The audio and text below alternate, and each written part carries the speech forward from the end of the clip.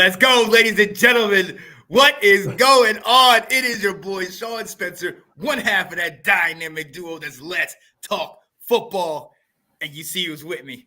My guy from steamy South Carolina, Will Kramer. What up, Will? What's going on, man? Happy Wednesday. That's right. It is a happy Wednesday. Let's go. Victory Wednesday. It is. It's a happy Wednesday because we haven't had this in a long time. We get to talk about a win. That's right. It's been a while. Definitely this December was rough. Not a December to remember. No, it was not. It definitely was not. So excited for that too. But ladies and gentlemen, welcome to Washington Football Weekly, man. We are so glad you came here with us. Yes, we're excited. Sorry, Kyle, but you are not first. See? Yeah, See? Andrew got it here. Wait, technically, Nate was first because Nate came in here, when the thing first kind of went up. So, he did. So, but yeah, hey, we are excited. Yes, we did get the W. We beat Dallas 26-6. We'll talk about that in a little bit. Our season is over, so we will be talking about this all season because, as you might have seen, there was a certain Commander quarterback that on his first pass threw a TD to McLaurin. Let's go. Sam Howell, baby, all day. Sam Howell took command of that game. Let's go. Absolutely. And we will get into all of that. But real quick, definitely want to shout out one of our classmates, one of the guys we went to high school with. He was a year ahead of us, Eddie Hubbard. Today is his birthday, diehard Philadelphia Eagles fan. He was on Let's Talk Football about a couple years ago, told us about his business that's growing and doing big things. So shout out to you, Eddie, man. Hope you had a great day, my friend. And hey, since we're not in there and I don't want the Giants or Dallas to win, I'll say it. Fly, Eagles, fly, my friend. For you on your birthday, that's it. Well, I mean, they're so much fun to watch. I mean, if there's a team I'm going to tune in on, it's definitely them. Oh, absolutely. Absolutely. But Will, you know why we're here, man. We didn't think it was possible at all. But we destroyed the Dallas Cowboys in Week 18, 26-6, Will. Yeah. I'm going to be very honest with you real quick. I was kind of let down by this because when I saw them have all their starters in, I know. When I saw they had all their starters in, I was expecting the team that put up those 33 points in the fourth quarter against the Colts. You know what I mean? The team that worked us, was passing all over us in the first game. This team was completely flat in the Cowboys. They didn't come out, even though they started their guys up to the fourth. I mean, they didn't look like they showed up at all. What do you think? Yeah, I was shocked too. Especially when the fact that they decided that they were going to play their starters. Had they come in with and not been playing Pollard and if you came out with Cooper Rush and they had their starting offensive linemen were in there, CeeDee Lamb was playing, and I was like, what is happening out here? They laid a huge egg, and I don't know how Cowboys fans are feeling, but I'd be nervous as all get out. Because I can understand motivation. There was not a whole lot of motivation. You never really thought the Giants were going to beat the Eagles so that they could win the division, but they came out and played like garbage. They were terrible. And see, another part of, again, why I was kind of just like, it's a little bit, if it wasn't for Sam Howell, it was kind of be an empty win, is because not only did they play their starters, but we were without several of our starters. Maybe our best defensive lineman, Jonathan Allen, he wasn't there. Our draft pick from a year ago, Jamin Davis, he didn't play. Brian Robinson and Gibson both didn't play. We were down to Bonifant, Williams, and Jarrett Patterson running the ball. And then obviously the third-string quarterback, Chris Paul. And the offensive line, yeah. Right. I didn't know that Norwell was hurt until right before the game. What? Right. He's not playing? So that's why, to me, it was kind of like I will always take a win, and definitely with who was at the helm, and we'll discuss that a little bit later. I always take that. I'm always excited about that, and it was always something nice when I get to sit there and talk to my Cowboys fans and be like, "How we feeling? How we feeling, boys? Are we them boys?" You know what I mean? But at the same time, let's break this thing down. Like I said, they were flat. And there's one part that I want to just put my whole thing on, and it was the special teams for both sides. The special teams were absolutely that special in every sense of the word. Mm-hmm. With them, you talk about anger, their punter fumbling the snap, and Milo Eifler, Mr. True Mr. Irrelevant, coming in there and making a big play, which was solid. And then when we punt it on our next drive after that, we punt it down there. Turpin fumbles it. We're able to get that. Start off with 2 short fields, and we were able to capitalize on one with a touchdown. The second one, not so much. But then you have to sit there, and this is why I'm saying it was special. Because at the same time, our punter, Tressway, did what he did, and he had 3 punts inside the 20, but he also outscored our quarterback, or out-yarded gained our quarterback by almost 100 yards. He had 319. Yeah, it wasn't pretty. It wasn't pretty. And then the most special, and I mean that very sarcastically, the most special part of our special teams is that daggone Joey Sly, you miss 2 field goals, mm-hmm. and then you miss a daggone extra point. Mm-hmm. I mean, come on now. It might be better than what we have had at some times because it got rough a year ago, and we know his leg that he has, but that in another game would have reared its ugly head, and it has all year. Yeah, so, it was bad. He had himself a really, really bad ending to the season. Oh, yeah. And early on in the game, I was I predicted us to lose, but I still don't like to see if they have opportunity for points and you have opportunity for a rookie quarterback to get some momentum when you're not helping him out, that type of stuff. So yeah, it was a horrible game for Joey.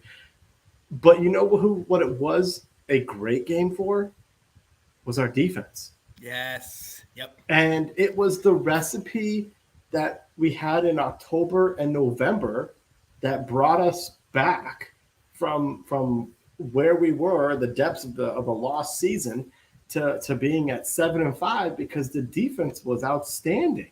Yes. They were shutting down Tony Pollard again. They were shutting down the pass game. Although I don't understand why that pick 6 from Dak, why did he throw it back to the exact same place 2 plays in a row? That's a really head-scratching But play that's call. that's why I'm like, you guys, what was going on? Like, I'm hoping that you just totally overlooked us, like Janae tried to get me to believe, but that he 2 times in a row? Yeah. But the defense played well. And one of the fun things about being out there was we were going to, week 18 game when you're eliminated is you get to play some guys. And one of the guys that really kind of flashed was our rookie safety, Percy Butler.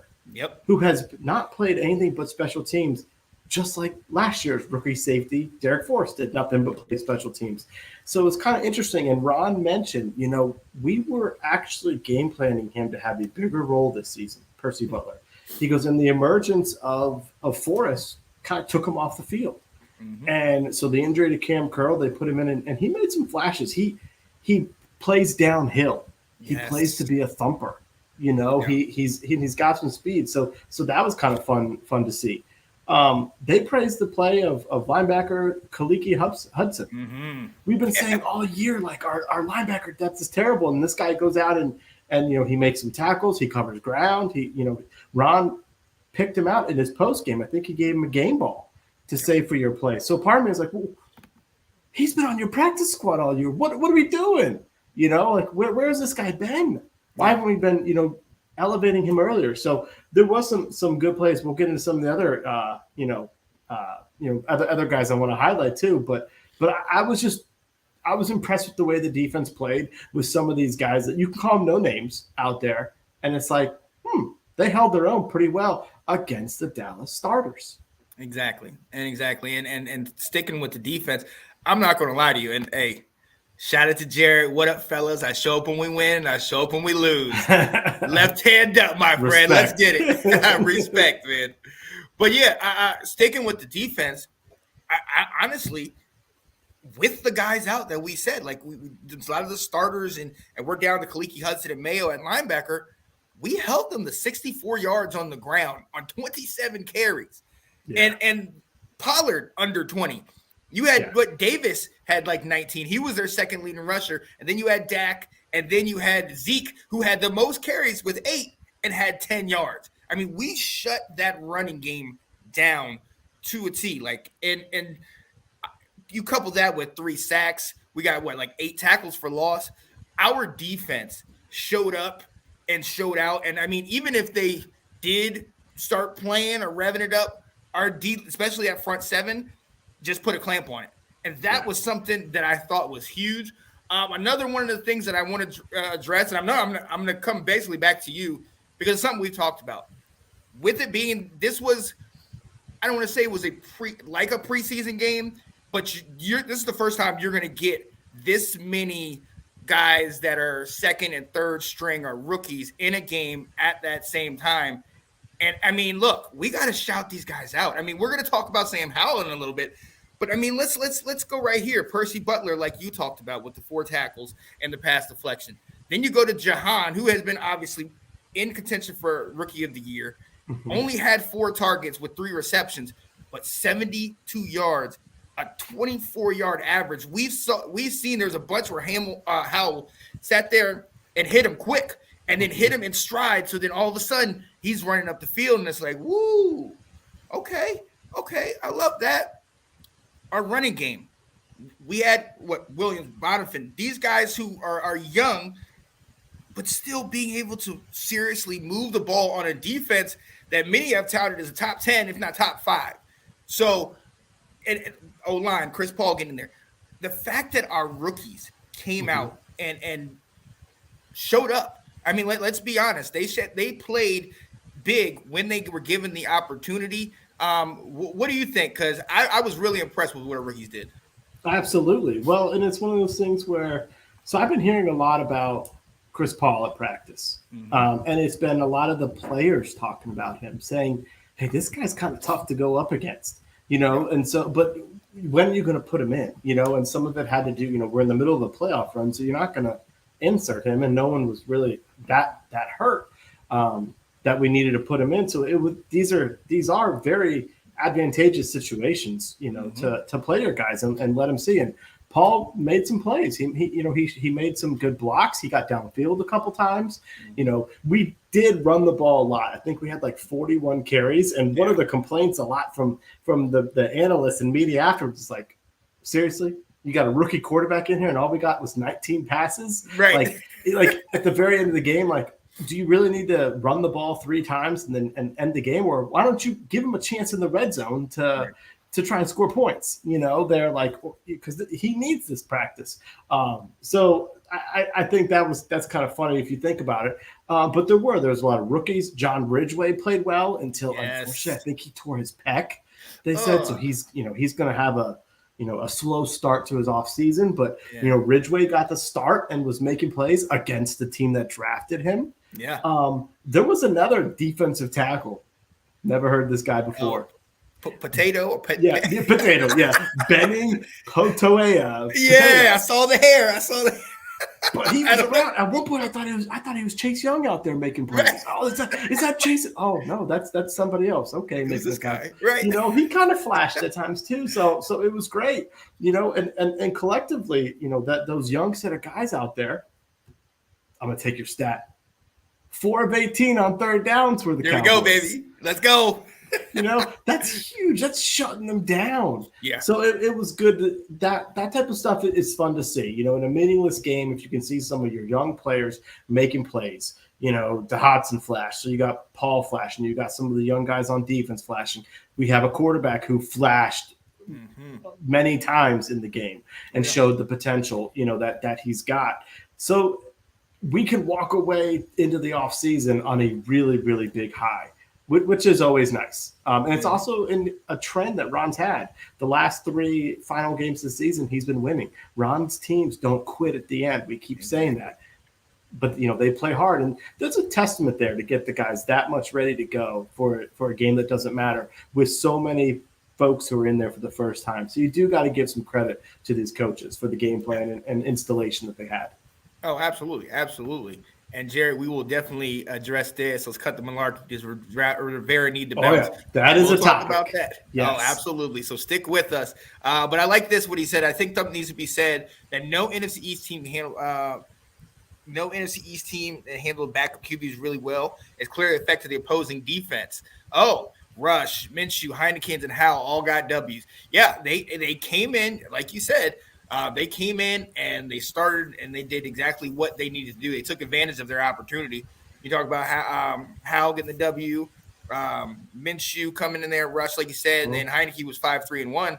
You know, shout out to those guys making the best of their opportunity. And it also shows how much, I mean, the schedule helped, no doubt, but it shows how much we've kind of turned things around in the sense that if all of us, even our second team, is still playing well, still playing up to par, that's huge for the NFC East. We're not the joke like we've been over the last couple of years. Right. No longer NFC least.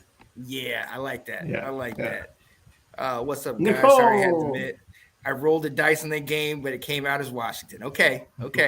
Had to take you off the show for the first time because you talked about Dallas yesterday. But I still love you. Don't worry. Yo. So, hey, like you say, it's a great game. Great way to end the season. Beating our rival 26-6. But look, let's move on because we talked about the rookies. You saw the jersey I had been wearing. I didn't get a chance to get home to wear it today, but I'm still going to rep my guy. Mm-hmm. We got to talk about our quarterback. We have to talk about him because, like I mentioned a week ago, if we were able to get this W, regardless of how they played or if they played or anything, in Washington fans, he's going to live in Washington folklore because he was able to beat our most hated rival on his first ever game, getting in there. So, Will, I'm excited, but talk to me. What did you think about his time in the game? Yeah, there was. I thought there was a lot to like out there.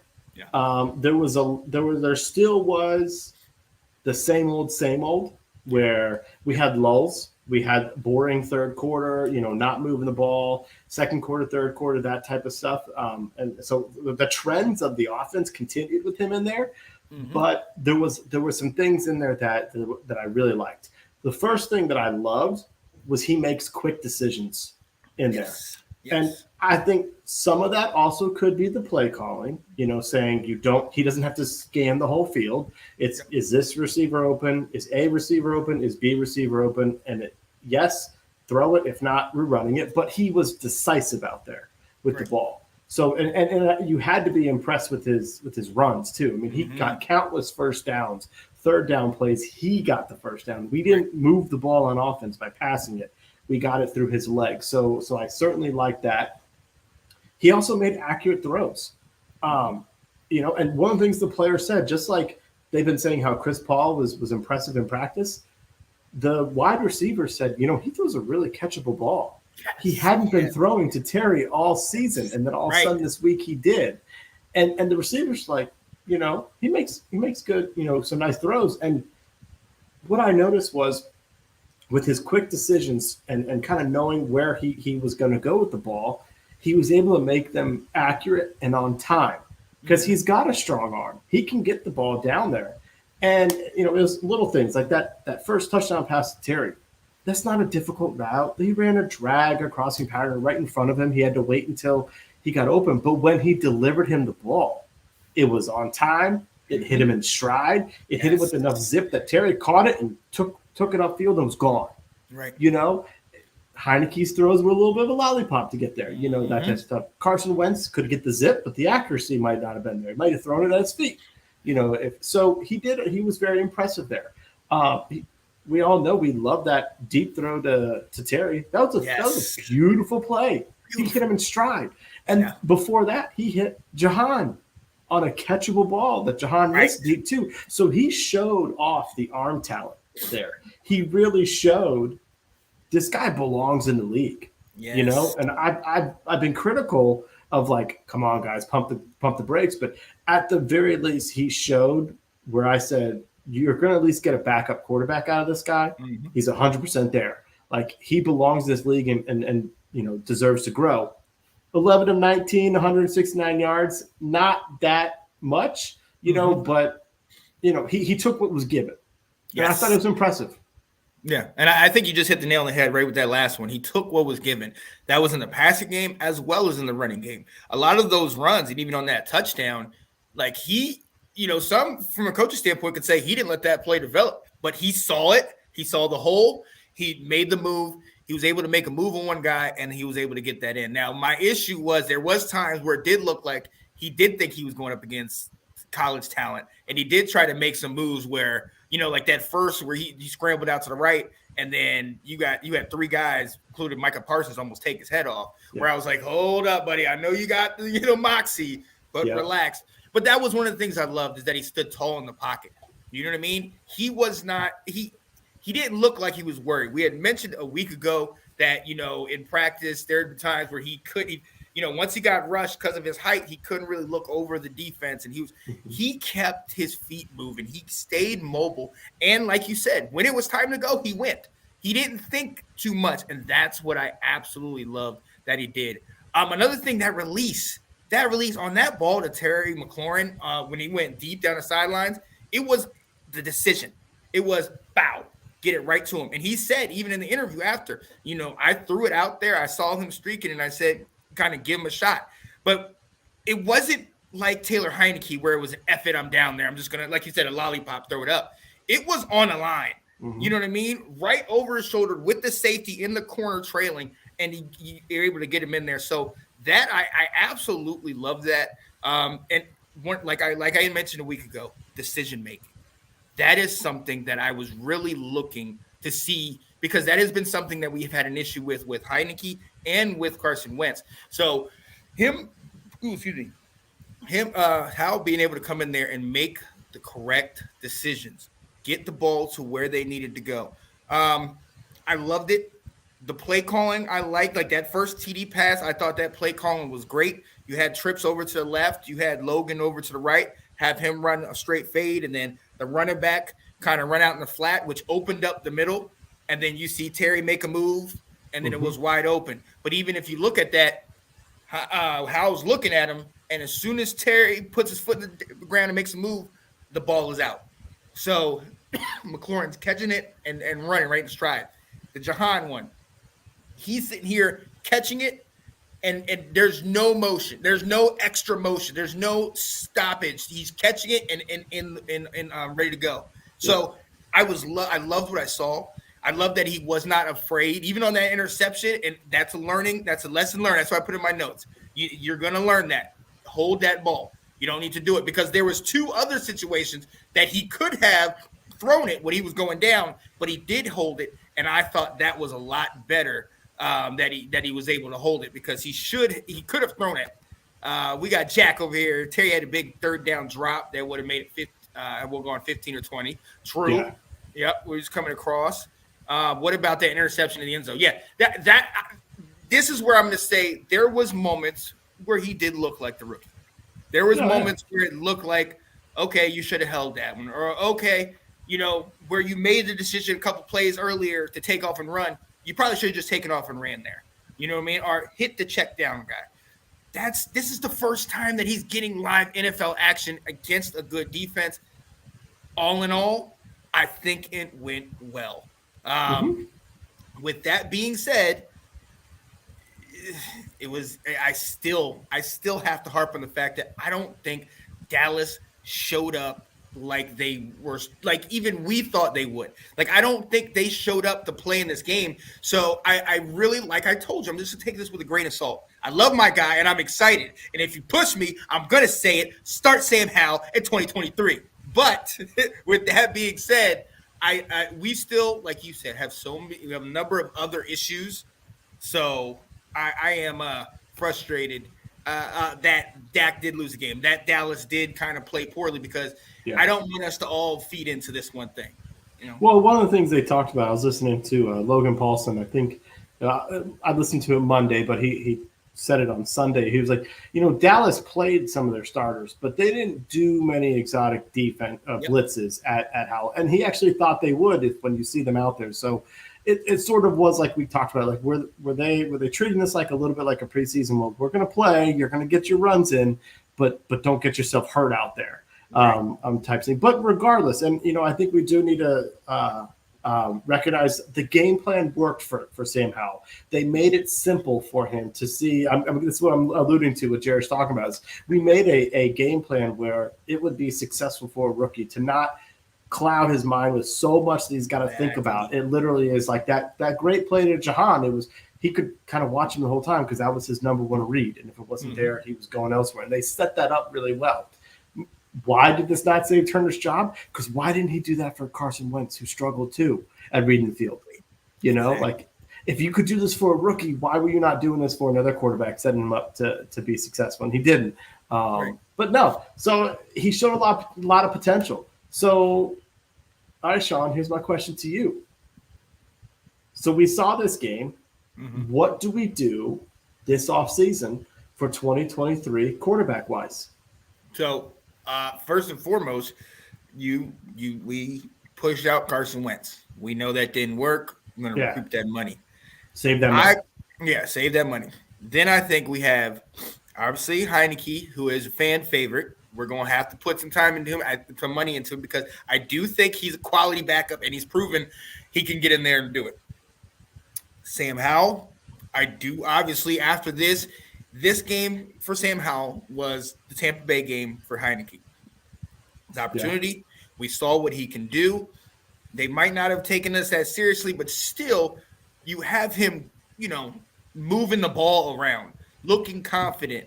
When it's time to move, he's moving. When it's time to stay in the pocket and hold it, and then let the route open up, like on the first touchdown, good, he can do that. So I do think we need to. He's earned that. And then you're going to have to look somewhere. Maybe we get somebody late in the draft that's, designed to be a second or third. Maybe we see what the free agency and all that stuff works out and potentially get somebody for cheap or something. But in my opinion, I think right now you have to let these two come in here and have a competition. Unless somebody falls in your lap, you let these two have a competition and you build up the rest of the team. You put the 28 mil that we had, you put that in to getting more depth on the linebacker and the safety and the D line, or getting a big time player at those positions so that we can, not have to rely on scoring X amount of points. Our defense can show up. So I want him staying. He's not the 100% instant starter. If that's what you're looking like asking, definitely not, because I want to see it consistently. I've seen a guy flash for one game. Mike White for the Jets flashed for one game. And then what has he done after that? You know what I mean? So I want to see something consistent. I love it that I got to see this. But, I need something a little more consistent. So you said Sam Howell can be a part of the mix. You say re-sign Taylor Heineke. He's a free agent. And you say draft somebody late. Is that what you're saying right now? Yeah. All right. And so, it's January 11th. I'm telling you, my ideas are probably going to change on this a bunch of times. Right. Because I think this is really difficult, because he showed something, and it's did he show something enough there where, okay, the greatest asset that a franchise can have is a quarterback on a rookie contract. Yeah. And we got this dude on a fifth round pick style contract. He's cheap. All right? Right. He doesn't have these escalators that are gonna, kick in years 3, 4, and 5, where he's starting to make starter money. So it's okay, you think about the fact that Dak wasn't heralded out of Mississippi State as a NFL starter, and he's turned into something, franchise quarterback for that team. So it's I want to be careful that we don't draft over this guy. Yes. Or sign somebody over this guy and stunt a chance for him. Right. And so I'm really torn as to what do you do? I don't know what I think about Taylor Heineke coming back, because one, now that he doesn't have his coordinator, is he going to know where to go with the ball and be the same Taylor that we've seen? Plus, we've seen this show from Taylor. Yeah. If the reason why he got benched for Carson at the end of the season was because he can only take the offense so far, why do we want to give this guy a chance to start us off? Right. Start the season off before, Howell's ready. So it's I don't know if Taylor's the answer, but, I started going through some of like the backup quarterbacks or guys who could come in, and none of these guys are going to excite you. Like, are you going to get excited about a Jimmy Garoppolo? All right, who's capable, who's very capable. A Gardner Minshew, a Jacoby Brissett, sorry, a Cooper Rush. Did we go out and get Cooper Rush and let him play? You go after like a Sam Darnold or Jameis Winston. Someone that can start for a little bit until. But I also, like I said, so I don't want to go after the Derek Carr move yet. I don't think we should be trading assets and prohibit our team from getting better the way we did with Carson Wentz, where I don't want to give up draft picks.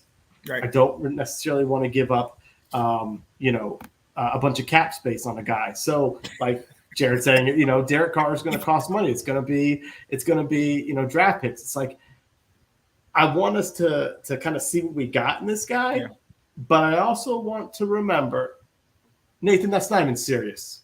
Get them out of here. I also want to think about this. He had a really big game. He had a good game. He showed a lot of excitement. You know who also had a game that showed a lot of promise out there? We already talked his name. Benning Potato. Yep. Potoia. Are we going to say because Benning showed some potential in that game that we should let Deron Payne go too? No. Because we got one guy showing potential, so let's let this guy go. Just like because Sam Howell has shown some potential, we need to throw him in there. So I don't know. I think it's a really tough conversation, and honestly, I don't have a whole lot of faith in Ron and Martin and Marty in making this decision. That's kind of the worst part about this. Well, and that's my issue. That was the whole thing the whole feeling I had before the year was, as long as we're still in this regime, under Dan, under Ron and these guys, we've seen what happens. Whatever our main things in the offseason is roster construction. And we see how they put together a roster. We have not been able to keep a healthy starting five on the O-line for the last 3 years that he's been there. And I don't know what you're bringing in these guys that have injury issues or are seeming to get hurt. Like, what is it that you're seeing that you're continually bringing that? And so then having Sam Howell play behind that, it's just a recipe for disaster, like you said. Like, I don't want that. I don't want him to go through that. And that was my reason not wanting him in from day one. You know what I mean? But right now, I feel like you said, we gotta give. We have to. My mom always used to say to me was, "Let your yes be yes and your no be no. Stand firm in what you say, and so people won't think you're swaying back and forth. If we're gonna give him a shot, go all in, give him a shot. Build up around him. Build that O-line. Build that linebackers and defense and all those different things. We need that." Hey, right here, Jack saying 16 picks is going to be a starting LT. If we can get a Paris Johnson, if we can get one of these guys that can hold down the fort, great. Cosme, move him into guard. Cool. Right. Let's start working that out. And if we have one guy, and we're not consistently saying Fitzpatrick, Carson Wentz, all these other quarterbacks, we're sticking with this one guy. Let's stick with them and let's ride that. Let's get the other necessary pieces, give him the opportunity, and look, let's try it. Let's see. This is why we drafted him. Had he got drafted a year before, he was a top 5 pick. Like, he was up there because, albeit he had that talent with him, but still, I mean, this man started as a true freshman and still holds records in North Carolina for passing. As a matter of fact, his 92 TD passes during his tenure was the most in college football through those 3 years that he was there. The guy has talent.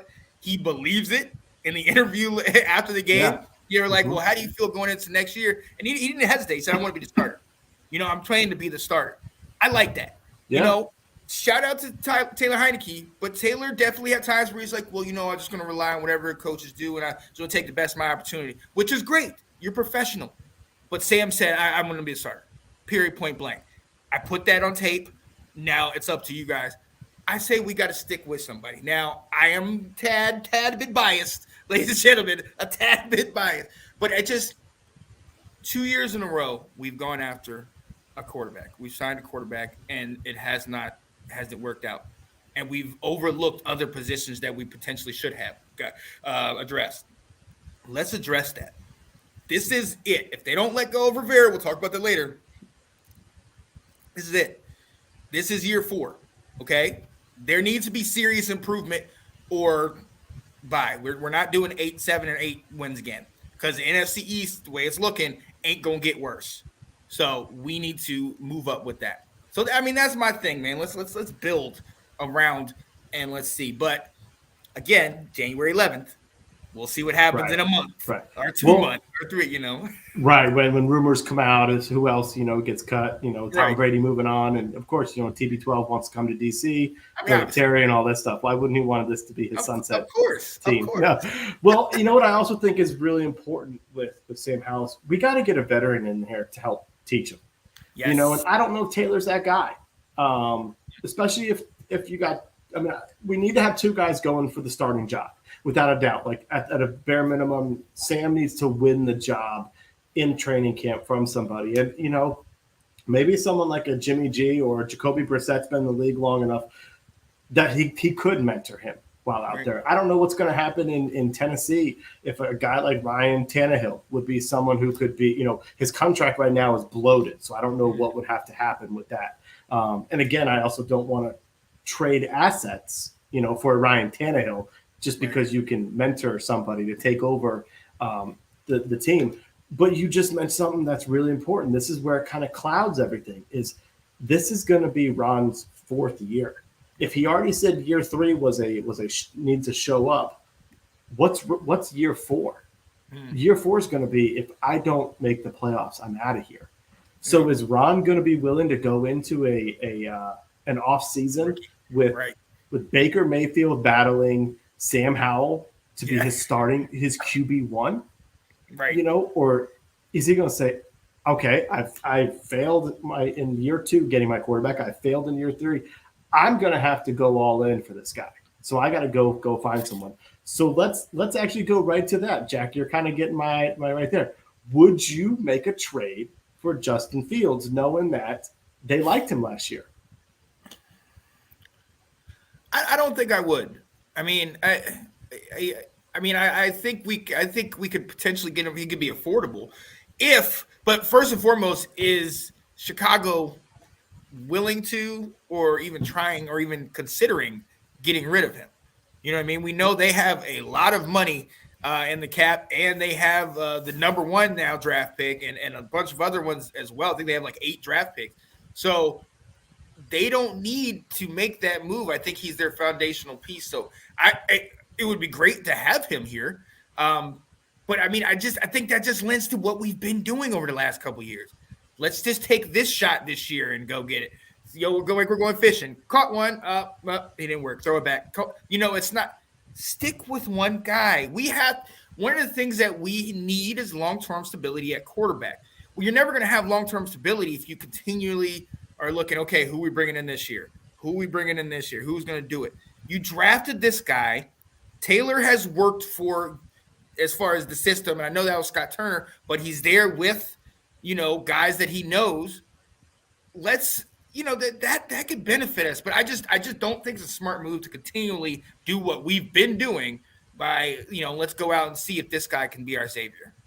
Right. Well, and Ron has said, if you either do one of 2 things, you go get the guy so that you have him and you build around him, or if you don't have the guy, you build all the pieces and then you go get the guy. And the thing is, I don't think we have enough pieces built up around. The defense made a good improvement this year, but they've got holes, and we're going to get to them soon. And it's easy to point out where our holes are. The offense has skill players, but it's really missing some offensive linemen to help out. And so I don't think we've built that enough to say, okay, yeah, now we can mortgage the future to go get that quarterback, because now we're all set up to go. We're the LA Rams. Let's go trade Goff and our next 2 first-round picks to go get Stafford, because we're ready to win a Super Bowl right now. We don't necessarily have that roster. The other thing is, while it's fun to play this, would you trade stuff? Do you think Chicago's going to go from number 1 to 16? Or what are we going to have to give them for them to drop from 1 to 16 and give up their franchise quarterback? Like, It's going to be a bigger ransom than what RG3 got. Right. what the Rams got for that. So I don't.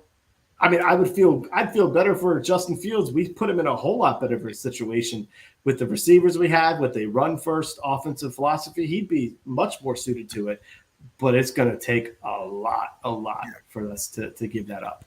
And see, I think that's the point that we've been trying to make, is that we continually do this. I mean, we saw what happened in 2012. We gave up all that for RG3 to get here, and then let's be honest, he gave us 2 years, and technically a year and a half. You know what I mean? If that. So I'm tired of mortgaging the future. Like you said, we know what we need to look at. We know the positions we need to get. Let's focus on getting them. Okay? Point blank. If Scott Turner, we're going to talk about him, he's out, then you get somebody that's going to run your offense, but that can work with a younger quarterbacks. Let's do that. But I just feel like there's so many different holes, and we're not, like you said with the Rams, we're not win now. So I don't need to be playoff contender next year or shooting for the playoffs. I would be nice, but the other side to all this is where we're drafting. We're drafting 16th. The year before we were drafting what? We were drafting 11th, but we ended up moving back to 16th when we traded with the Saints. Now, albeit we got Jahan Dotson. The year before that, we were 19th. Right around that middle tier of draft picks, and we're kind of hoping, we got lucky with Jahan. Jamin, still a little bit to be desired.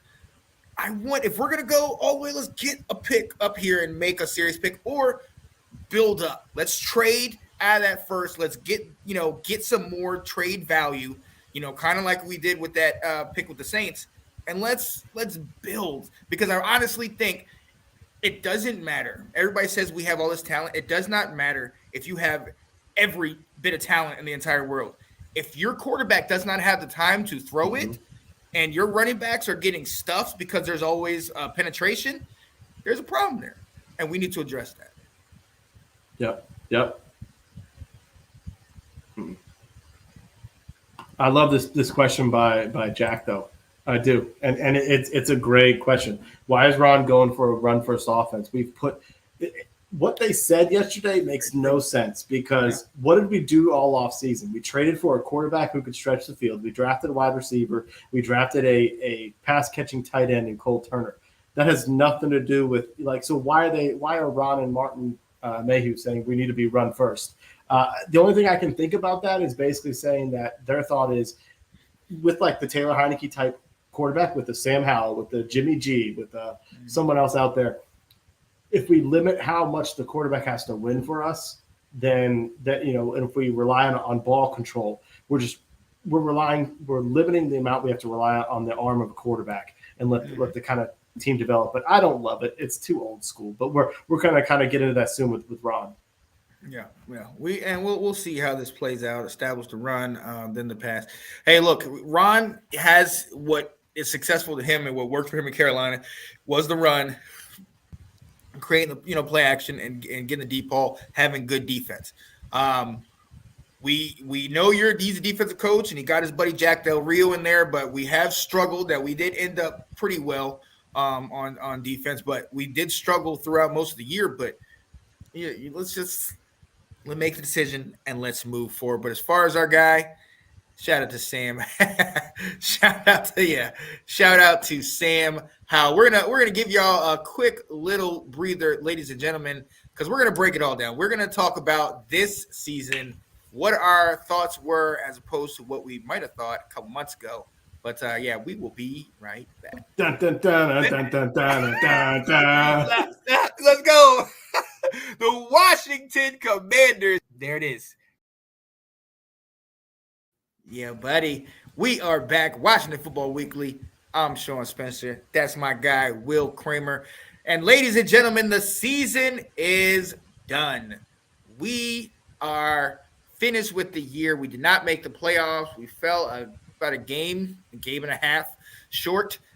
We went 8-1 in this season, ending going 1-3-1 over the last 5 games. And it might not be the way that we wanted to end it. We had some very good moments in that middle where we got some victories that might not have thought we were going to get, and some that we almost didn't get. But it again, we were battling back after a tremendously poor start. So, Will, 8-1, three different quarterbacks. What are your thoughts, man? I'm pretty darn disappointed. Um, Not just because of the record and not making the playoffs. I mean, you and I had said 9-8 and teetering on 10-7, but we could also be a couple games below that too. I think what has me disappointed was you mentioned three quarterbacks started again for us. Yep. You know, we have had 9 starting quarterbacks in 3 years, and before that, we had even more when we were the Redskins. So so it's like, my gosh, we can't get one guy to play 17 games. Like, come on. Right. So that part's frustrating. But what really got me frustrated is Ron mentioned it at the beginning of the year. He put the pressure on himself this season. He said, year 3, time to show up, time to show that you made a difference. And here we are, just like last year. We were set up in December with some meaningful football games. All right, hey, win a couple games and you're in. And we went 1-3-1 to end the season. We were 7-5 and end up 8-1. We had a chance where you win one game and you're setting yourself up to be in the playoffs. And we have a huge clunker against Cleveland. And yes, the quarterback play was terrible, but there were other parts of that game that were terrible. Yeah. And so, I mean, thank goodness Sam Howell comes in and makes us feel good about the final game and going into the offseason, because honestly, it's just a big disappointment that, okay, Ron, you've now had 3 years to be in control of this team. You've had 3 drafts here. Mm-hmm. What have you brought in football-wise to improve our team in a big sense? Because you've helped us clean out some of the riffraff. Your owner still makes headlines for stupidity stuff, but you've cleaned up some of the culture stuff. You've kind of you made us a little bit less of a joke of a franchise football wise. The business side is still terrible. Still terrible.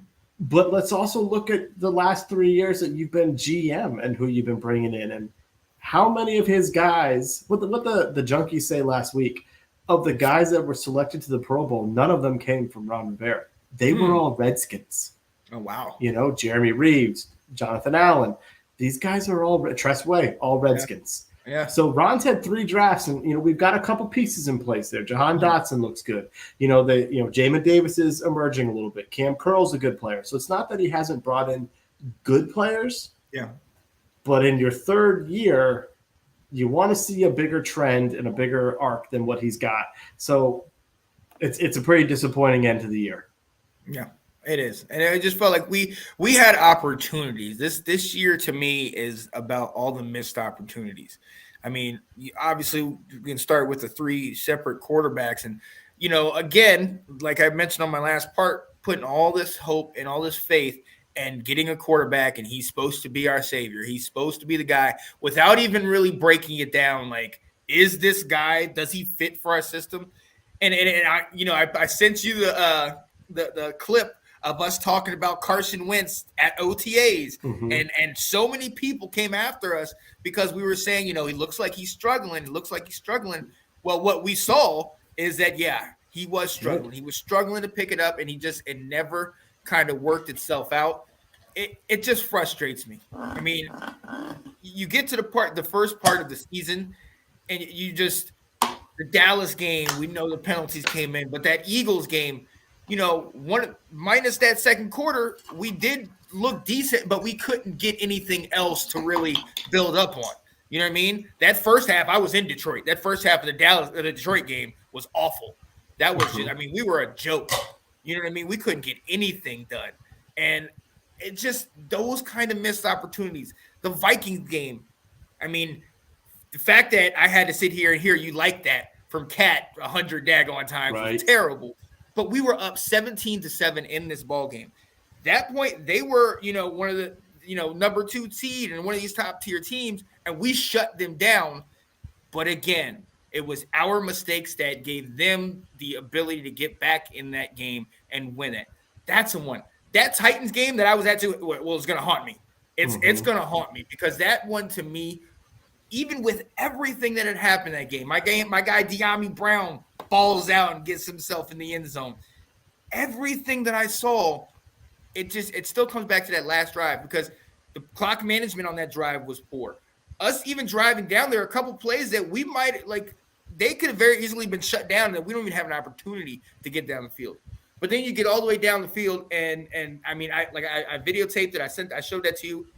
Carson just looked his one way the whole entire time. It wasn't even a pan. It was just a frustrating thing, and it ended that way. There were too many of those games that I felt like we do have talent.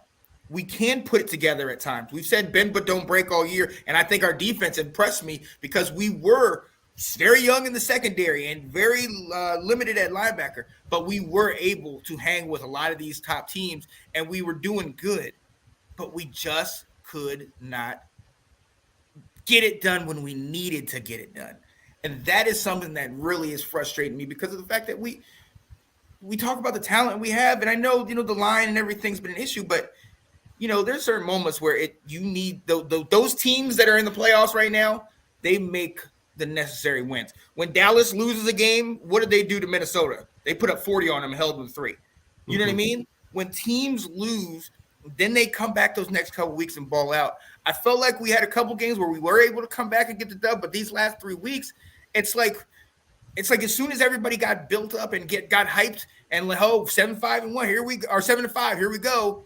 You tie, go on a bye week, and then come out worse than you were at before the bye week and losing to the Giants. And we just couldn't get it together after that. It's the word of the day is frustrating for me because yes, we went 8-1. Yes, we did decently well. There was bright spots, absolutely. But when you think about the momentum we had, we should be in at least the 6th or 7th spot right now. Yeah. You know what I mean? So I'm frustrated, man. I'm frustrated by it. But what's some positives? Let's get some positives on how this season was. Oh man, I had some more negatives. Can I go back to the negatives? Sorry. Well, I think sorry, you brought up a great point about the bye. And the whole point of we came off a bye week against the same exact opponent, and our game plan didn't change. And theirs did. We pointed out what they did differently from the first game to the second and how they attacked us and took away things. And we just kind of said, well, this is our bread and butter. And you talk about frustrating. That's part of it, is the fact that we had this team that was set up where we could not overcome mistakes. The only game that I really can sit here and say that I was proud of us watching was when we went to that Monday nighter in Philly, where I was like, man, we're dominating these guys. We are physically abusing these guys. And yet, most of the other games, it's like, we not only would we have lulls in each game, but when we would have mistakes, it's like, oh man, I don't know. I don't know if we're going to be able to surpass this, and also the fact that we went 8-1, you also got to recognize that it could have been worse. I mean, the Bears game, we stopped them at the 1. The Falcons game, we knocked the ball up in the air. They also got really, really fortunate to win those 8 games. So we could have been teetering. Now, if you want a positive, you got to give, the fact that the team, you got to give the team credit for the fact that they started off, in a downward swing. They brought themselves out of it. They got to 7-5. That's a whole testament to the team. Absolutely. The week 18, the fact that, most Redskin teams under Mike Shanahan, under Jay Gruden, by the end of the season, if they were kind of out of it, or even if we weren't, we had a game against the Giants, win and you're in, and we played clunkers, and Ron's team didn't do that. So you do also have to give some positives there.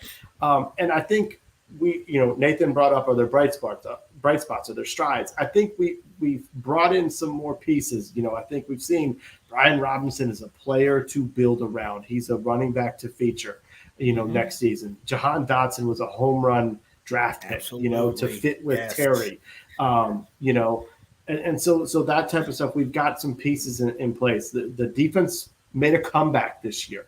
Yeah. Our defensive line played a lot better. I even saw, on Sunday, I was like, oh my gosh, this is great. Chase Young on a play allowed Montez Sweat to be the guy who made the play. He started rushing. He stopped and held his ground. He let his teammate come from the backside to get the stat.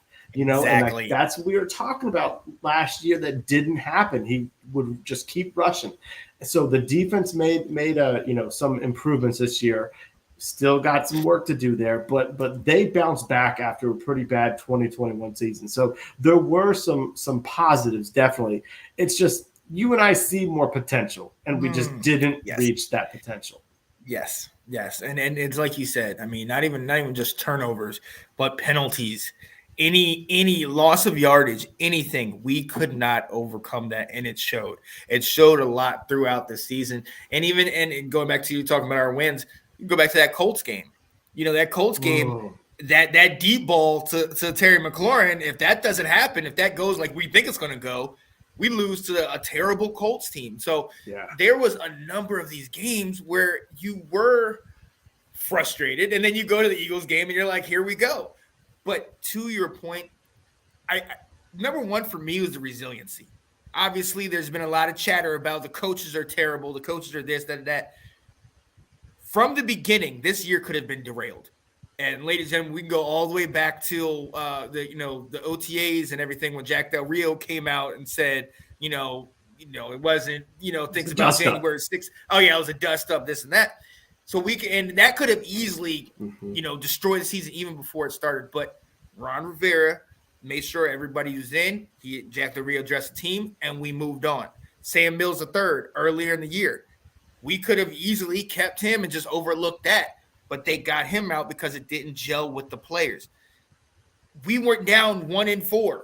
We barely beat the Bears. We basically came out of that game as a loss, and we lost our quarterback, but we still continue to play even with the backup. So I feel like our resiliency this year was amazing. Now I do think when we got to 7-5, we started to believe our own hype, and then it just kind of bed, you know what I mean? It just went downhill from there.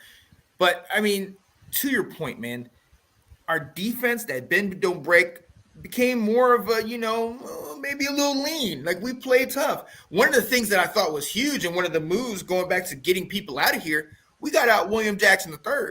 We made that move, but I thought that's humbling to be like, we made a mistake. We misjudged, or we thought he would be good for this, and it didn't work out. They were able to then get rid of him, and you and I both talked. The communication was so much better. Yeah. Our secondary is extremely young. We discussed that a lot this year, especially recently with a lot of these rookies getting in there. And I'm going to tell you, in this game, that secondary came correct, with the exception of the drive right before the half. Like our secondary was shutting it down, and I love that. I think that's key, because that has been the issue all year. I mean, we know our D line is it, and our linebackers. When we had our guy Cole Holcomb in there, we're getting it done per se, but our secondary has been strong. I got to tell my guy Cole Holcomb, let's go. I got to bring him back. Let's go. But our secondary we've been getting torched over the top in almost every game, and late in the later last couple of games, even though we weren't getting the dubs, we weren't getting torched. This last game, CD didn't get behind us like he did a lot in that first game. You know what I mean? That was huge, and that's something that we've really been complaining about a lot this year, is our secondary. And the fact that they showed up and kind of turned that thing around, that to me was huge. That's something that you can build on. We didn't have St. Juste. Cam Curl was out he was injured at 2 different points of the season. And we still were able to kind of come together and play well. So there we go. I like that, because that says that we're all things that you can build on going into the future, going into the offseason. Pretty much. I mean, it's good. The positive is we can spell out very quickly the places we need to improve. Yeah. Linebacker, we need another corner, we need offensive line. So it's not. It makes it so you would think that they can figure out where their issues are too, and attack it through free agency and through the draft, knowing that we're not going to have as much cap space as we did last year, but we are going to have, the $26-28 million that come off the books when Carson's, gets released, so we can reallocate that, but also trying to figure out, what it all depends on what they do with Deron Payne and what does he get. But our deficiencies are very easy to pinpoint. So fix them. Yeah, we need to. We absolutely need to. Yeah, it's pretty much right in there.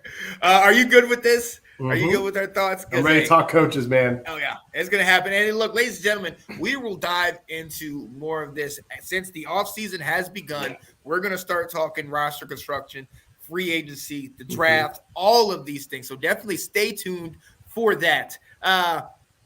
But wait a minute. I do want to talk about this. He said, "I predict they'll will sign Deron Payne." We've talked about it all year how he's been playing like he wants money, and there's several reports that says he's not shy about saying he wants his contract. So what do we do? I mean, can we afford to not pay the man, or what do you think's going to happen? I think the best bet they might get is getting him on a franchise tag. Is getting him to come back for a year. I don't know if they'll be able to get him long term, so I'd love for them to surprise me with that. Yeah. The biggest thing I think is going to be if Deron wants to stay here. Brandon Sheriff did not. They went after him last year, and he said, I've been around here. And think about it. Deron Payne went from Alabama, where he barely lost, to he's been in Washington for 5 seasons, and he's made the playoffs 1 time. Yep. Is this where he really wants to play? Does he want to say, I'm 25 years old, I want to play here for the next 4 or 5 years. My coaches might get fired the following year, and then who knows what's going on. Or can he go somewhere else, get paid, and try out a different team? So, I hope that they re-sign him. I kind of feel like they've got something going there with Allen and Payne, even more so than years past. Mm-hmm. I think the only way to do it is franchise tag. Yep. We shall definitely see. I do know that having Jonathan Allen there, having maybe bringing back John Bostic, and then Brian Robinson, you got these Alabama guys. John Bostic's not from Bama. Is he? Oh, did he go to FSU? Oh, that's on me. My bad. I don't think so. Who's the other guy? Didn't we have 3 guys on defense? We had Reuben Foster. He's long gone. No, that's not what I'm thinking. I'm thinking about somebody else. But John Bostic might have been Florida, actually. He might have been. College career, University of Florida. I feel like we had this conversation before. All right, ladies and gentlemen. There's other Bama players, yeah. But it is, yeah. There's other, and mainly Jonathan Allen, and their friendship and their connection.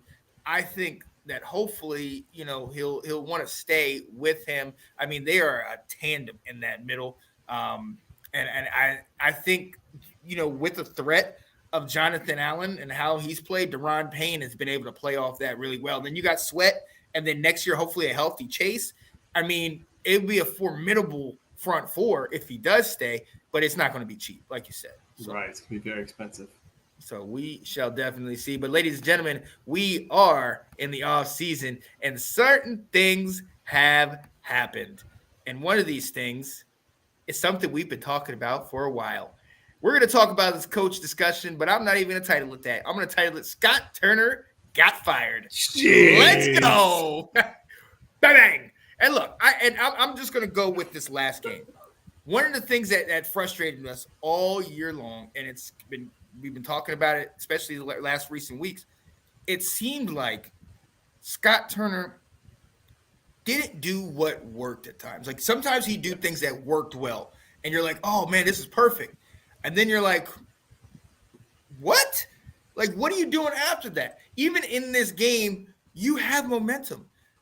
Sam is throwing the ball on time. He's getting it to his guys. He's running a lot, and it was just like they kind of flip-flopped.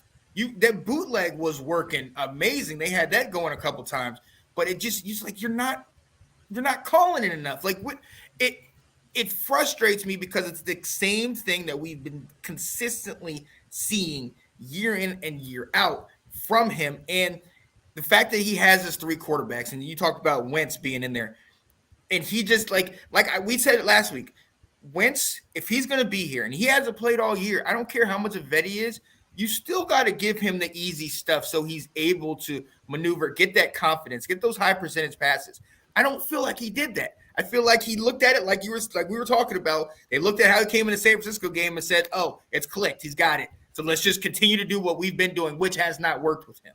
So I just don't feel like Scott Turner kind of knew when to switch it, knew when to kind of, okay, this is working. Let's stick with it. You talked about him having the play sheet and the 15 scripted, and that was good. But then when it started to beat his, his picks, it's like, no, what are you doing? And if I see one more 5 wide receiver shotgun set on a 1 yard, 3rd and 1 or 4th and 1, there's a reason why dude's out of here. But this is your guy, man. So talk about him, man. How you feeling about this? First. All right. Let me first say he's not my guy.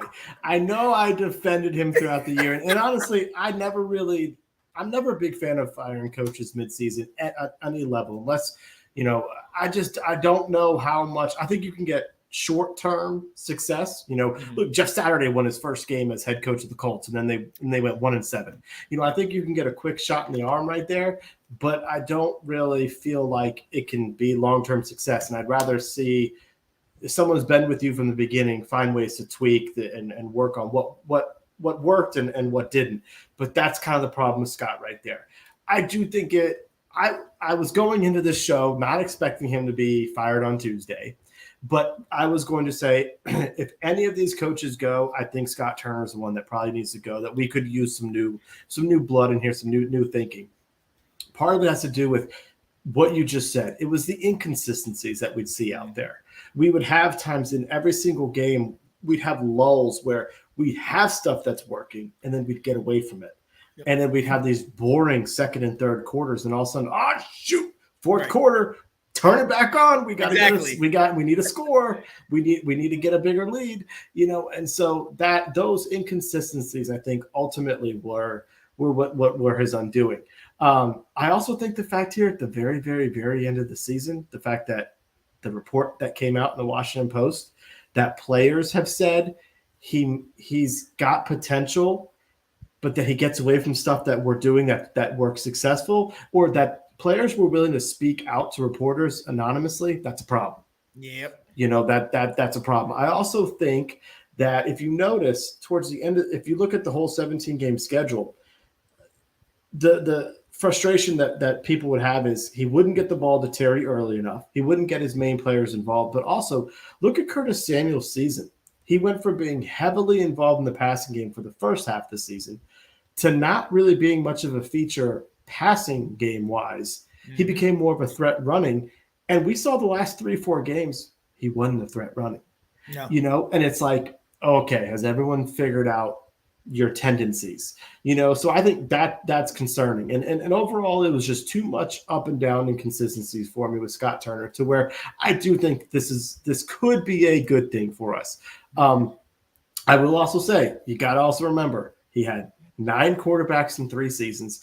And someone that I really respect nationwide has already said, he said, Scott Turner wasn't the problem in Washington. Don't be surprised if his name resurfaces for a job. And he also mentioned Turner could be an offensive coordinator candidate should Jim Harbaugh take the Broncos job. Ooh. Which I was shocked. And this guy doesn't put out names unless there's smoke there. Wow. So I was totally shocked. So, but basically he was like, Scott's got enough of a reputation where I think people say he shows the potential. He didn't live it out here in DC, and he'll get another chance somewhere else at some point. But my question to you is, then you got my barrage of names right before the show started. Now that we've done this, now that we have fired our offense coordinator, who is going to come in and replace him? Oh, that's the thing. I know I saw somebody said McVay might be out. Is he going to come over here for Ron? Probably not. Don McVay is probably out with the Rams, but he's going to take a year off. He's going to sit out for a time. So I see some of the names that you did put on here. Don't say them. I get to say them. Oh yeah. I'm not going to say any. I honestly.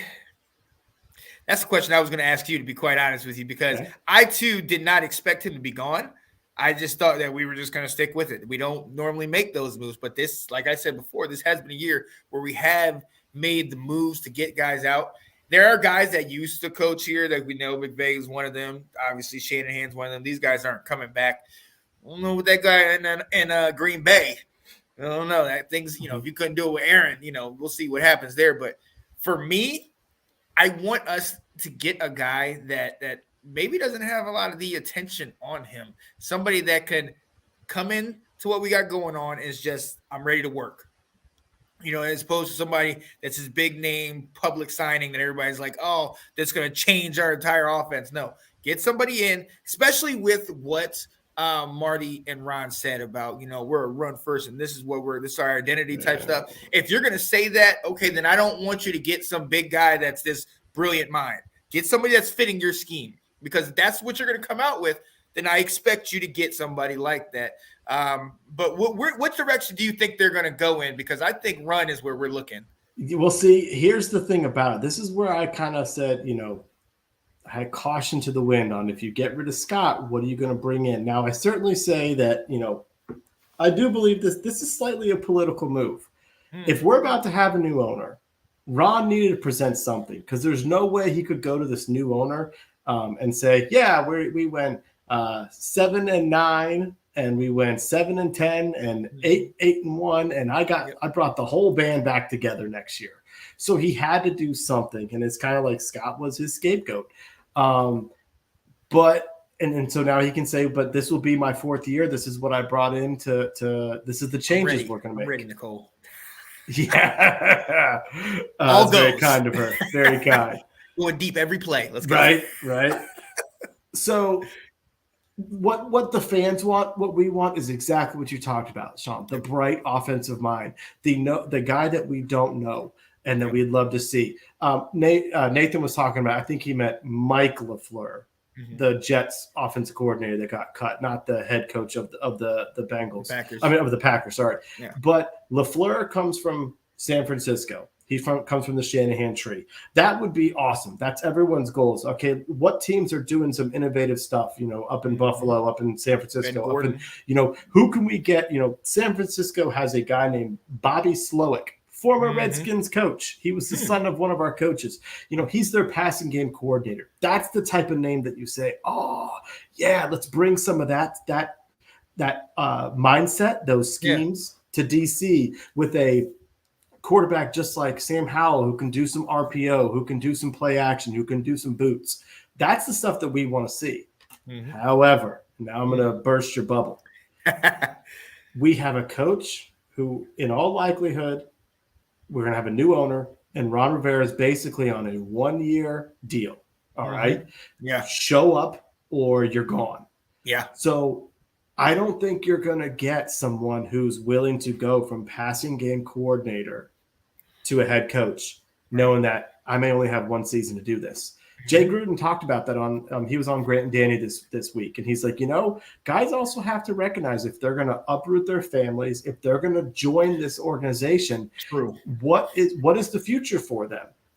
He goes, but he also says, coaches are egomaniacs. And he's like, I went to Jacksonville saying, well, I can do better. So I'll do better there. And then we'll be okay.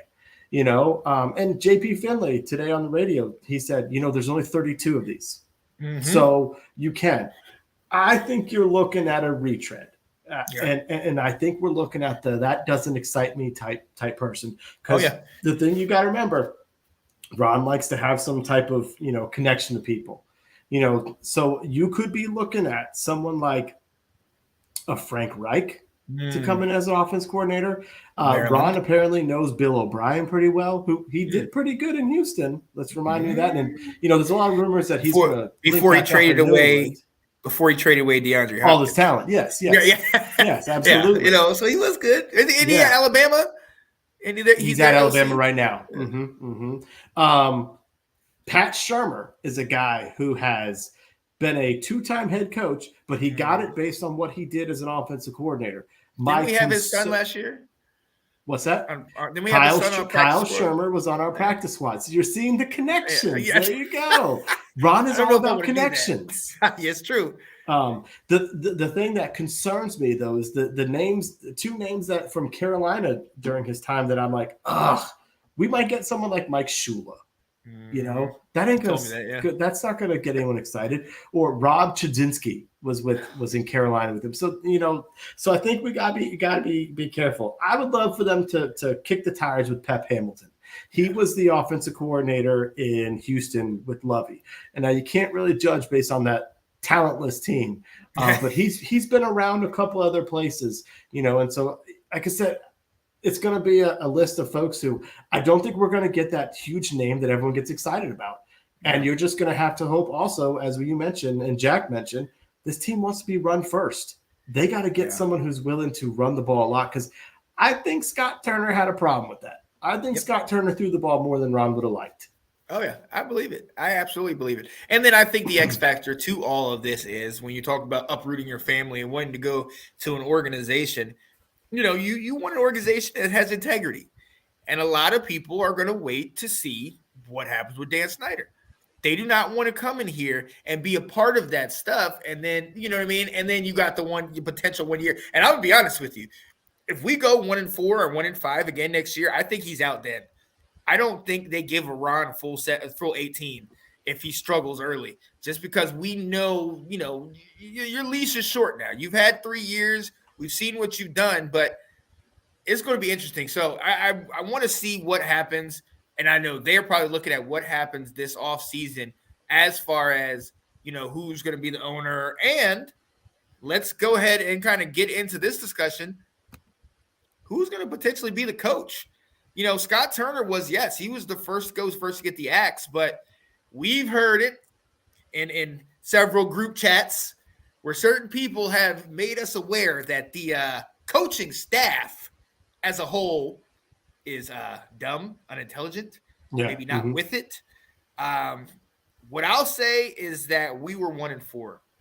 Technically 1-5, but the record said 2-5, 2-4 because we beat the Bears. We were awful. We were at that point, you and I, we were just like, one more loss and I'm good. I'm good looking at the draft picks. I wouldn't have had a problem being in Texas. Like, we were that close to that. And then Ron brought us together. Amid all of these things, our star rookie running back got shot before the season. Our number 1 draft pick from a couple years ago did not play until, week 16? You know what I mean? Our starting quarterback that we paid all this money for was out. They had so many issues and breakdowns and struggles that really could have each one of those could have derailed the team. But not only were we in the hunt, we took out the undefeated Philadelphia Eagles and derailed their run that they had. We sat there and were in almost every game. Now, later in the season, they kind of took us out of some games, but I just don't think you go away from what we got at head coach and Ron Rivera, at least not right now, or at defensive coordinator. Because we've said all year that defense is where we're bend but don't break. And like I alluded to earlier, we've gotten better. Our defense, with the injuries we had, Ridgeway came out of nowhere and has been balling this year. We've seen some of these younger Danny Johnson and Reeves and some of these guys that, you know, might not be starters elsewhere. We've fit them in the system, and they have been showing up. If we could get a full 18 from St. Juice, he could turn into that lockdown corner, as we've been trying to put him on other main guys. There's got to be something that's said for guys that are able to hold their team together amid everything that we've gone through. And this is not a normal franchise. We've got a lot of stuff, especially coming from up top and then going down. I mean, in the last, 4 or 5 years, we've had three different names. You know, Redskins football team command. You know what I mean? Like, and it is humorous, but at the same time, you know, you a professional. You got to go. What's your name this week? Well, we're the football team. Well, we're the Commanders. Well, you know what I mean? Like this. We joke about identity. We didn't have one. You know, and so all of that stuff that's going on. The first year went going 1-7, and then making it to the playoffs, albeit the division was bad. Last year having that 4-game win streak. This year going with the backup and a bunch of young guys. I just feel like he deserves that chance, so we have to stay where we're at. Now, do you think we need to go elsewhere, or what do you think about the coaching? I don't even think it's an option. There's no way that Dan Snyder is going to pay for a salary of a head coach. Ron's got 2 more years on his contract. Dan Snyder's not going to – if he's selling this team, he's not going to pay coaches to go away. You know, so the fact that he was willing to sign off on the Scott Turner, because Scott Turner signed an extension last year, is enough to say that those are all the changes that we're going to say. I have less of a problem with Ron as the head coach, and I've got more of a problem with Ron as this coach centric. I am the de facto football team president. Everything goes through me. My general managers come through me. That's where I think he's sort of failing, which, shocker, how many coaches actually make it in that role? I think Bill Belichick may be the only one who consistently can be in that role and put him be able to do both sides, pretty well. But so Ron as a personnel side is not really getting it done. But from a coaching standpoint, while I do have a lot of concerns about his old school philosophy, Ron was his way of coaching would have been great in the 90s, in early 2000s. He's just like Marty Schottenheimer, run the ball, run the ball, run the ball for first down. Now run the ball, run the ball. Okay, now throw the ball. Run it again. You know what I mean? It's like he wants to, and that isn't the way the league's going. It's kind of why I was trying to poo-poo our offensive coordinator options, because I don't think the brightest minds that are in San Francisco and LA are going to be like, oh, there's a job open in Washington? Oh, yeah, let me go there. But I do think there's something huge about Ron's ability to connect with players. Go look back a couple weeks ago, that Pro Bowl video. Not just the Jeremy Reeves one getting emotional, but the other players there. Tress Way interacting with his coach and them seeing, pretty close. And there's a respect there between Jonathan Allen there, So that part is huge. The fact that he's able to, people talk about his records in Carolina not being very successful, but he also was sort of like he was here in DC. His teams didn't suck either. They could win 6-7 games. They could win 8 games. They could win, but he has the ability to mold a team together. So I think while I'm concerned about his old school philosophy, I also think he's building a team, and we may have a quarterback in here next year, whether that's Howell or somebody else, where running the ball is going to be best for them, because limiting the amount of times they have to process and make decisions out there may be in our best interest. And relying on our defense, who did improve, is our recipe for success overall, where we want to have the defense leads the way, the offense gives enough points to win the game. So from a coaching standpoint, Ron obviously should be back next year. He's going to be back next year. It's the personnel side. I got more to talk about the defense, but I need to take a break and talk and give you a chance. We'll go ahead and answer. He said that was my question from earlier. Does Wright and Mayhew have more input this offseason? I mean, even if they do, Ron still is. Yeah, well, Jason Wright has no part of the football operations. He's completely business He's side. Marketing. Yeah. But Martin Mayhew, you hope that they're on the same page on what to do, but that's my concern. So I made a face when you talked about St. Juice playing all 18 games, because in 2 seasons now he's played a 1 full season of play. So it's like, we have, I love Benjamin St. Juice. I think he's a huge talent, and I think he should be a starting corner next year. We have to have someone who can step in when he inevitably gets hurt. Exactly. Because it can't be, as much as I've enjoyed seeing Danny Johnson improve, it can't be going into next year with Danny Johnson and Christian Holmes as our 3 and 4th cornerbacks. We got to improve this roster. We saw what's going to happen when a linebacker goes down, and Cole Holcomb missed half the season. And we were playing David Mayo, and then this Hudson guy comes out of nowhere and plays well. But where has that been? You had linebacker depth that we knew. The biggest flaw that this team made was you brought in a quarterback who needed time in the pocket and is a statue, and you went cheap as dirt on the offensive line, getting 2 older guys who've been allowed to leave by other teams. Huge player personnel mistake. And so that's my bigger thing, is like, yeah, they can make more moves, but they have made blunders in each of the last 2 off seasons. William Jackson III and the offensive line that has been severely detrimental to our team. Sorry, I hijacked that question. Anything you would like to add? No, that's good. Yeah, no, but I mean, that's the thing. You made the point right there, is that they have been in the position. They have, at least Mayhew, and this is what we've got. You know what I mean? To that point about Ron, though, before, my favorite part about that video, especially with Reeves, is that obviously comes in, gives the embrace, but he said, "Coach, I'll run through a wall for you." And he said, yeah, I know that. That look, that's what I love about football. That's why I went to coaching. I had kids that said that, like, I will go toe to toe, with anybody for you, coach. I believe in you. That type of thing. When you have that, and I understand it's a business. I understand, the NFL is, for other stuff. But when you have that type of thing, that's something that you can build on. That's something that you can, okay, if we can put people in here to get this thing working, and which is why I wish he wouldn't be in that sole control thing, because it is, okay, my way, I know what I'm doing, but it ain't been working.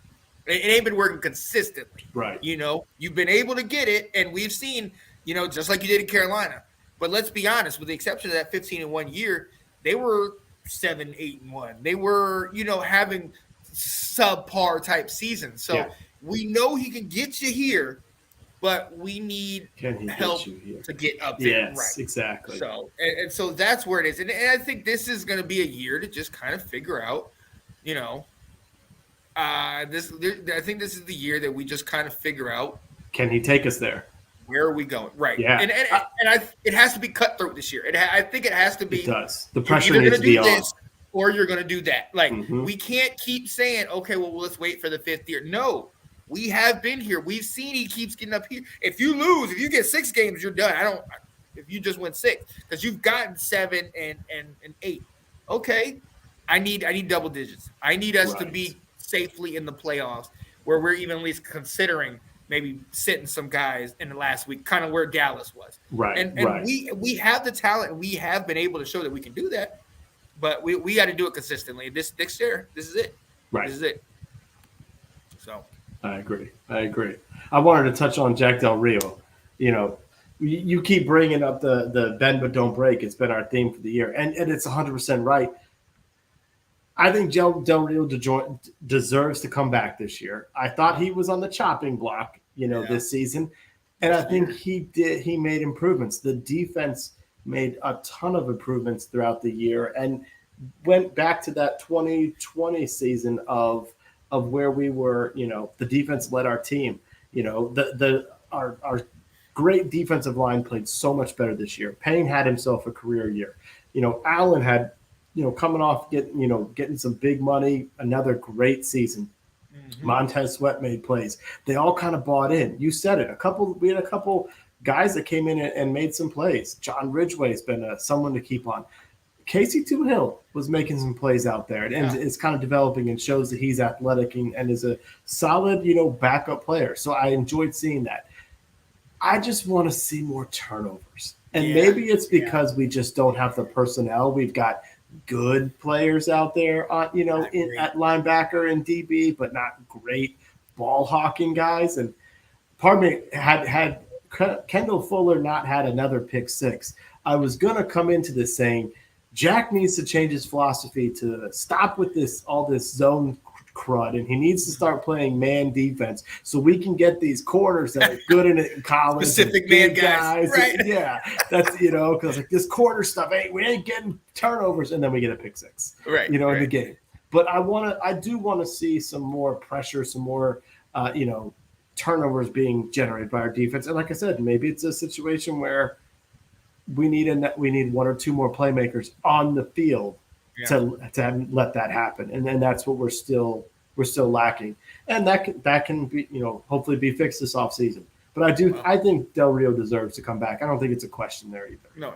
Oh yeah. Well, yeah. It's right. Like again, a theme that we'll be talking about this offseason is roster construction, because one of the things even we talked about at the beginning of this year, Kerrigan, they brought him in to kind of help out with some of the players, but I don't think right now we have a player that has been here for 6, 7, 8. I know we got Jonathan Allen has been here for 5 and Duran, but like 6, 7, 8 years, and that's been a part of a championship, or who knows the ropes. You know what I mean? Mm-hmm. That's why I love that we brought in Ganina.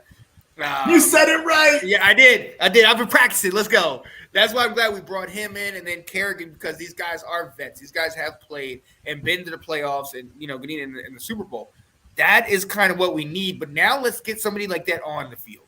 You know what I mean? Even when you talk about with quarterback, we don't really have an older guy to do it. we need to get somebody maybe like a Fitzpatrick to come there and be your bench guy and says, all right, this is what you're going to say to them. This is what, if you see this, go to that. You know what I mean? That can tell you the ins and outs, where at the same time, the Howell or Heineke or whoever's starting does not have to worry about his job being in jeopardy so that he has to do too much. You know what I mean? We need somebody in there that's sitting there talking to the guys and calming them down in situations. When Gibson had his fumbling issues, we need an older running back saying, hey, tuck it up here. Let me show you a little ins and outs, something different. We need that veteran leadership, because I feel like in the grand scheme of things, we still are very young. You know what I mean? So that is one of the things, and that's where I think there is somewhat of a disconnect between Del Rio, who played in the 80s and 90s, and Rivera, who played in the 80s and 90s, who are used to that I form and heavy run, Walter Payton and Darren Nelson. I'm trying to think of some 80s running backs for those teams and whatnot. But that's what they're used to. And I do kind of agree with people that are saying maybe they are a little stuck in that, and they were stuck a little bit in the past. We need something to bridge that gap, somebody that can relate to the old, but that can also sit here and get the young on the same page. So that's kind of where I'm at on this. But I agree, JDR needs to stay, Ron Rivera needs to stay, but let them get in that seat, and you start putting that heater up under that seat. And each loss, you turn that thing up just a little bit and let them know it's time. Oh, pressure is going to be on next year for everyone, for absolutely. Sure, especially if we have a new owner. Let's hope. Fingers crossed. Oh, yeah. So, ladies and gentlemen, we are so appreciative of you being here with us, watching us talk about this team. And again, we did beat the Dallas Cowboys. Yeah, buddy. Oh, absolutely. Absolutely. As a matter of fact, Janae was saying, Sean, you don't want anymore. You know what? I still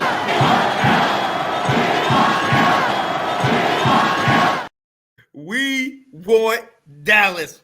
I don't care what they didn't play. We still manhandled y'all. Get out of here. We got them doubting themselves. We got them going. They're going to Tampa Bay this Monday night, I think it is. Oh yeah. Man, what are we about to get into? We just played like trash up in DC. Right. What are we about to do? And their last, if I'm not mistaken, their last two losses were on the road and in overtime, and they kind of played down to their opponents. So, hey, look, Dallas, all I'm going to say, don't lose this game. Because if you thought it was bad last year when you had 14 seconds left, this year's going to be a year. Let's go. Yo, but ladies and gentlemen, we are going to let you guys go. For me, Mr. Sean Spencer, that's my guy, Mr. Will Kramer. Actually, this is the end of the season for this. So this is episode 15 of season 3. When you see us again, it'll be our off-season part, and that's when we kind of go into a new season. So season 4 will be coming up pretty soon. It's been nice, Will. It's been a long season. It's been nice, though. we had a lot to be excited about. At least they gave us that. They did. They absolutely did. So, look, hey, for myself, Sean Spencer, my guy, Mr. Will Kramer, we're going to take you guys out the only way we know how. Peace, people. Stand up, left hand up. Who are we?